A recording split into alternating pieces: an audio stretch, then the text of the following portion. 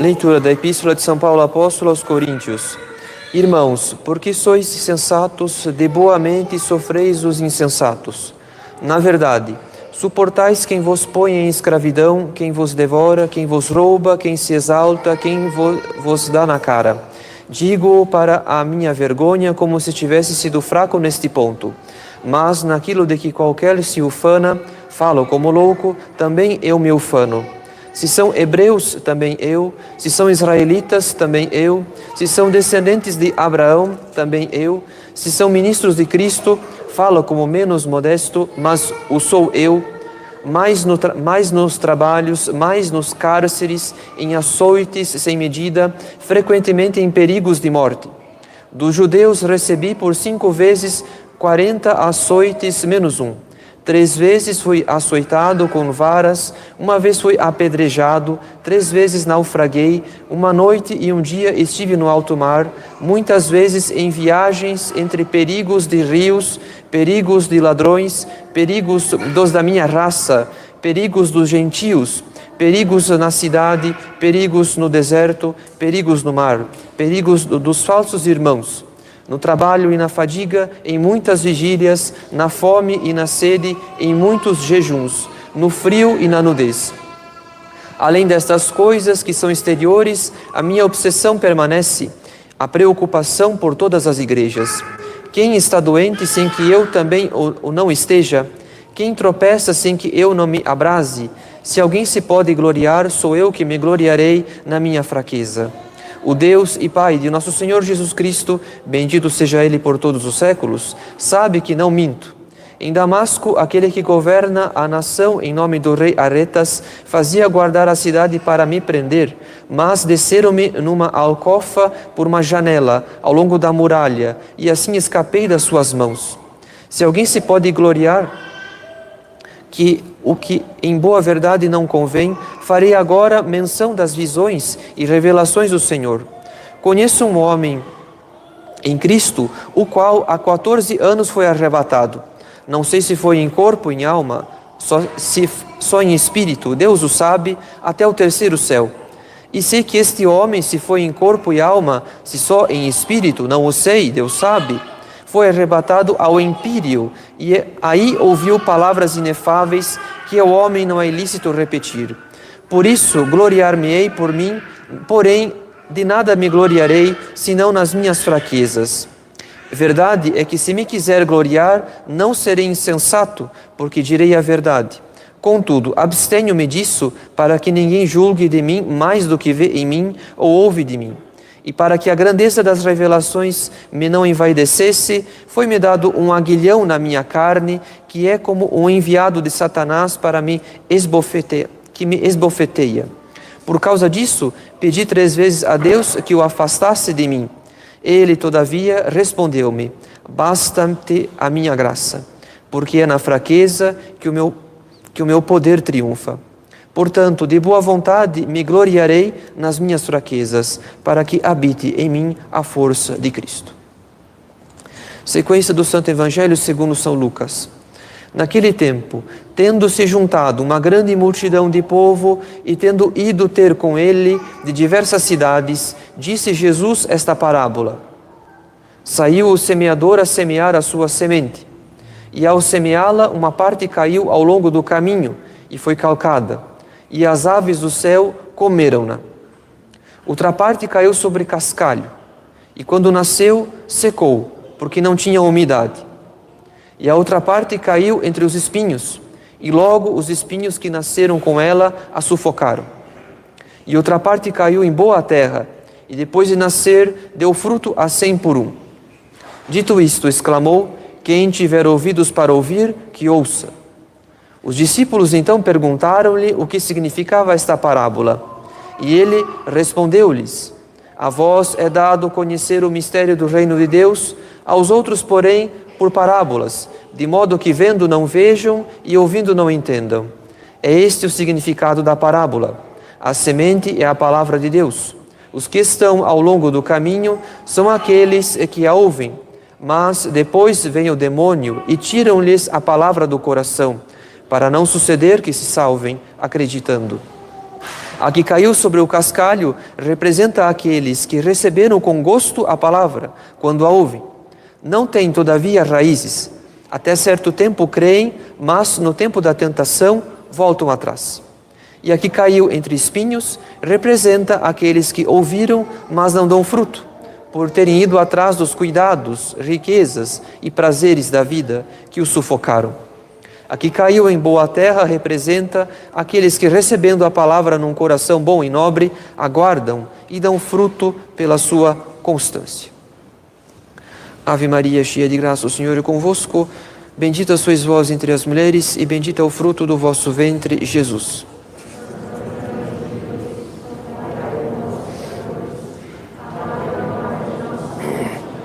Divino Menino Jesus, Nossa Senhora das Dores, São João Bosco, em nome do Pai, do Filho e do Espírito Santo. Amém. Queiram sentar-se.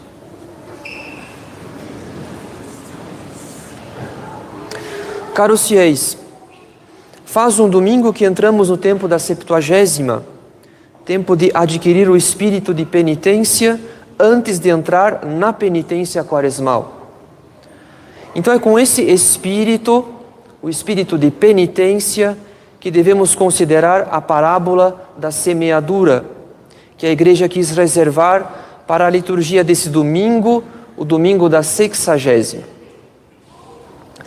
Antes de tudo, devemos reconhecer uma dificuldade.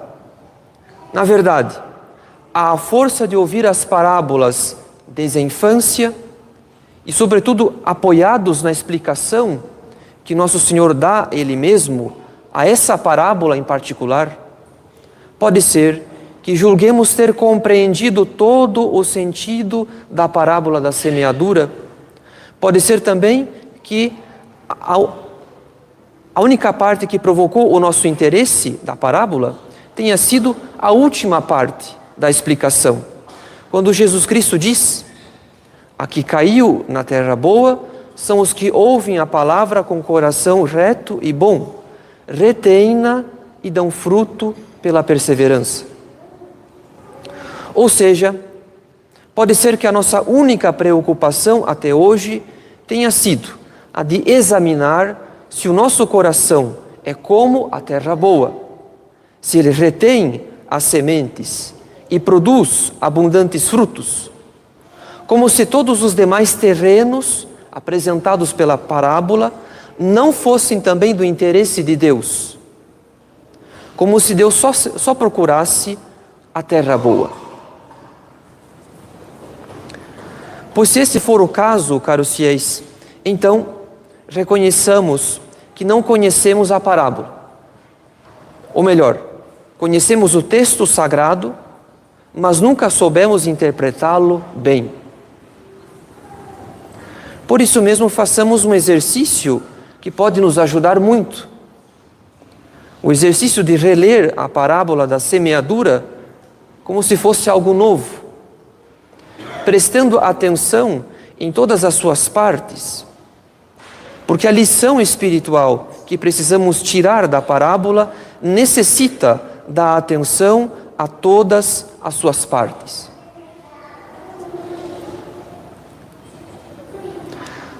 As parábolas, caros fiéis, eram um gênero literário muito comum entre os rabinos no tempo de Nosso Senhor para a instrução do povo simples.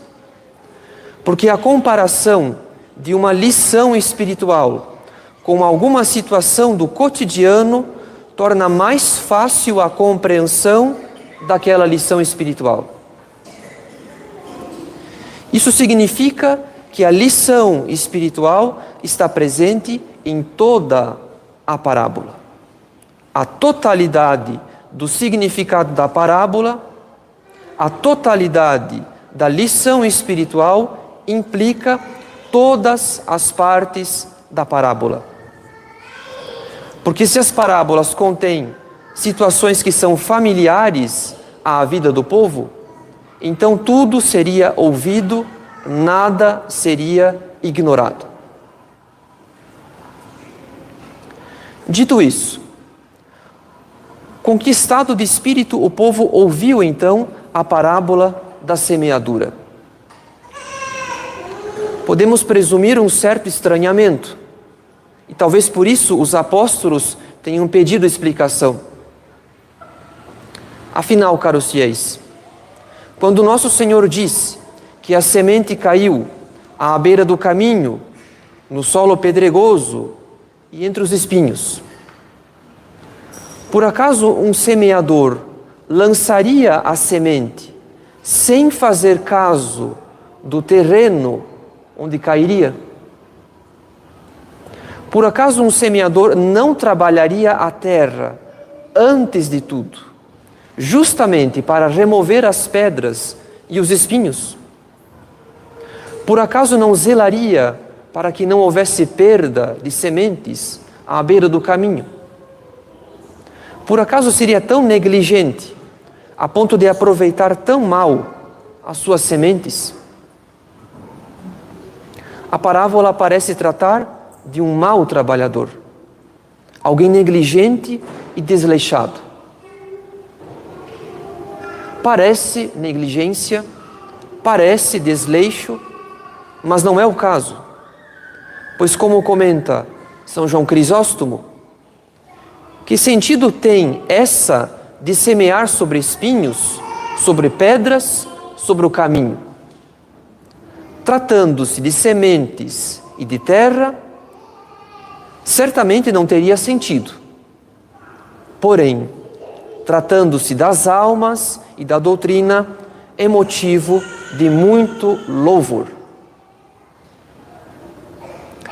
Afinal, caros fiéis, o cerne da parábola não é propriamente a terra boa.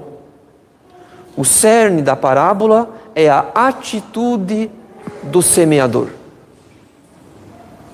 O semeador representa o Verbo de Deus, que graças ao mistério da encarnação veio a este mundo não para destruir a terra tomada de pedras e de espinhos, mas para lançar em todos os terrenos a semente da sua palavra.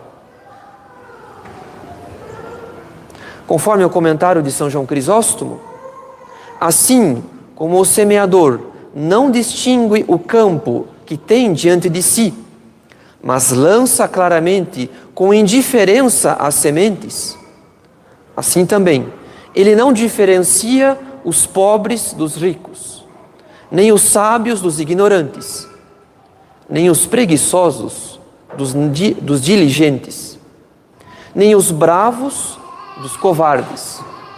Mas, no que depende dele, a todos fala sem reservas, ainda que prevendo o que há de suceder, de modo que se possa dizer com propriedade, e aqui São João Crisóstomo cita o profeta Isaías, que se poderia fazer por minha vinha que eu não tenha feito. Portanto, caros fiéis, o cerne da parábola é a atitude misericordiosa do semeador, que semeia indistintamente em todos os campos, que prevê a perda de boa parte, da maior parte das suas sementes. Ele sabe que o nosso coração é como um caminho por onde passam tantos viajantes, porque em nosso coração transitam muitos pensamentos vãos. Ou seja, nosso Senhor sabe que o nosso coração é vão e instável. Ele sabe também que o nosso coração é como o solo pedregoso, no qual a semente não pode deitar raízes, porque em nosso coração há muito entusiasmo e pouca ordem. Há muito sentimentalismo ao invés de constância. Ou seja, nosso Senhor sabe que o nosso coração é frágil e inconstante. Ele sabe, por fim, que o nosso coração é como o espinheiro, no qual a semente será sufocada, porque em nosso coração há muitas preocupações vãs com os bens desse mundo. Ou seja, nosso Senhor sabe que o nosso coração tem muitos apegos às criaturas. Não obstante, se ainda assim nosso Senhor lança as sementes da sua graça em nosso coração, isso não apenas dá prova da sua misericórdia, mas também da sua paciência. O cerne da parábola, caros fiéis, consiste na paciência misericordiosa de Deus para conosco. É por causa da sua misericórdia infinita que Ele ainda nos concede tempo, que Ele aceita esperar, em certo sentido, o dia em que daremos ouvidos à sua voz, o dia em que o terreno do nosso coração, talvez árido, talvez pedregoso, talvez cheio de espinhos, aceitará ser mudado pela sua graça.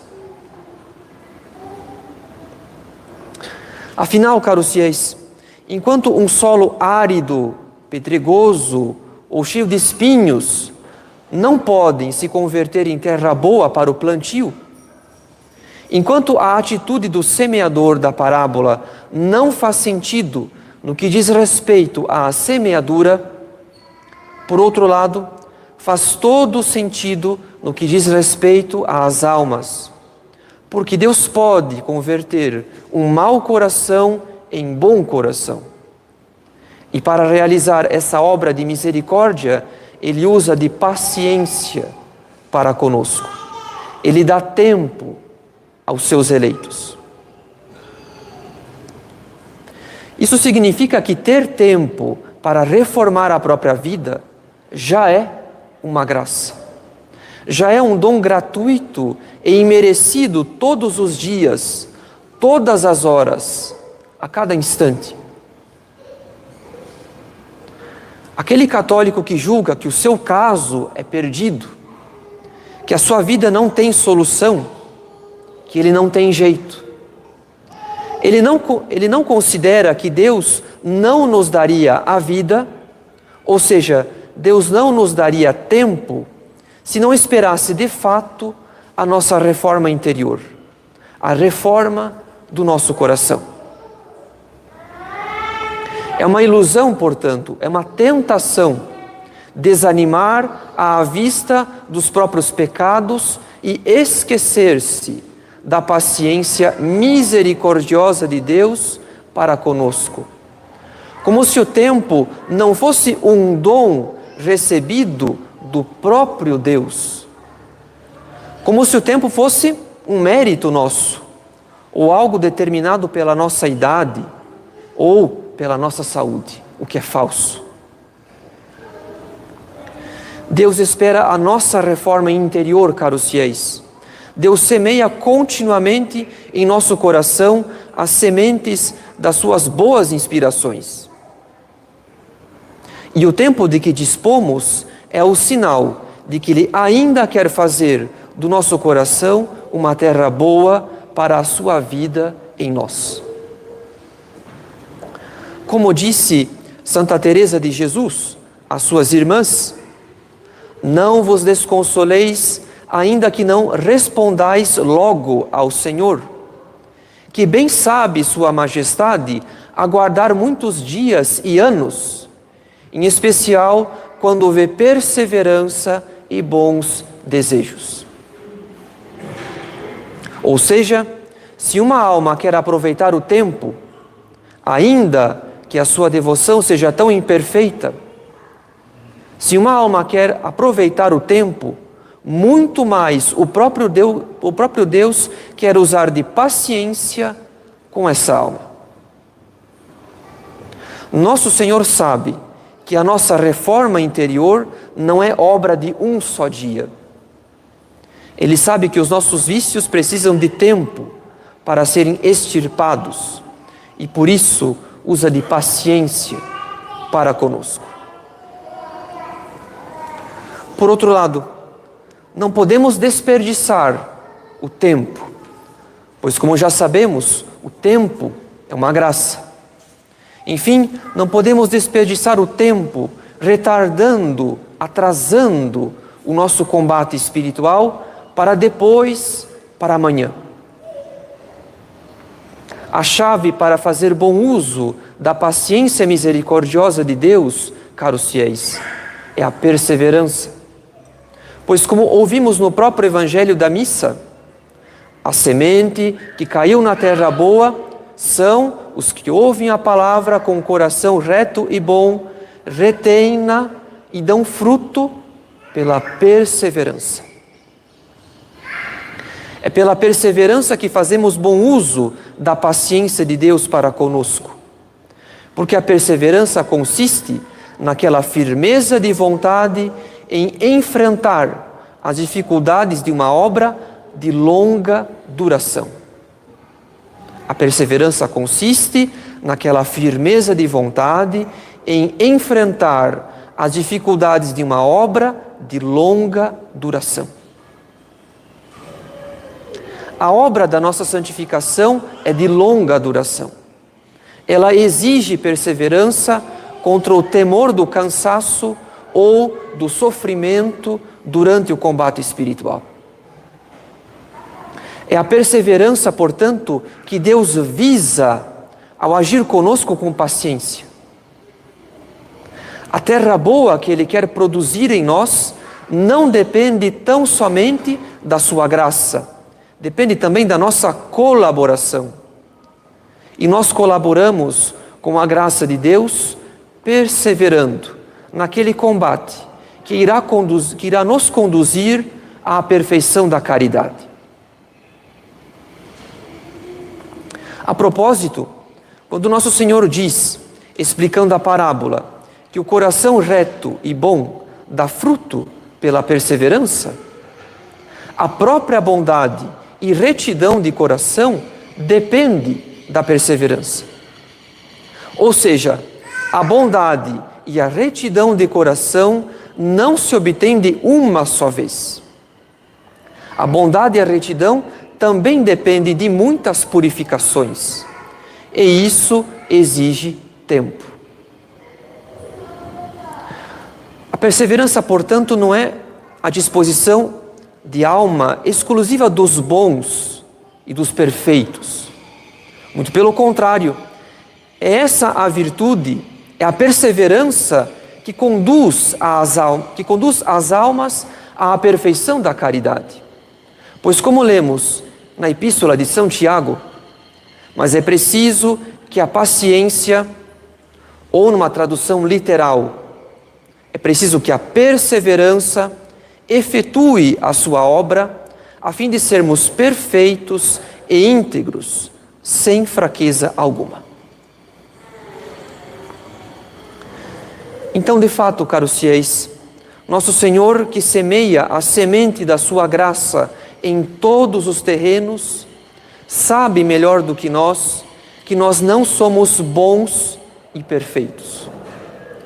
Ele que veio para os doentes e não para os sãos, que não veio chamar os justos e sim os pecadores, sabe perfeitamente que o nosso coração não é terra boa, que o nosso coração não é reto e bom. Mas Ele não veio à procura da nossa bondade. Ele veio justamente produzir em nós a bondade. O Verbo encarnado veio a esse mundo e está presente na Eucaristia para que possamos nos aproximar e receber uma participação da sua infinita bondade. O que Ele espera de nós não é um coração reto e bom. O que Ele espera de nós é a perseverança em nosso combate espiritual, para que Ele possa produzir em nós, pouco a pouco, um coração reto e bom. Por isso ouvimos na coleta da missa, a oração diz: ó Deus, que vedes que não confiamos absolutamente em nossos méritos. Eis aí uma oração que agrada a Deus. Oração que exprime a nossa confiança absoluta na graça e a nossa desconfiança completa de nós mesmos. Oração que pede a perseverança no combate espiritual para colaborar com a paciência misericordiosa de Deus, a fim de que Ele faça do nosso coração, dia após dia, uma terra boa que produzirá muito fruto. Em nome do Pai, e do Filho, e do Espírito Santo. Amém.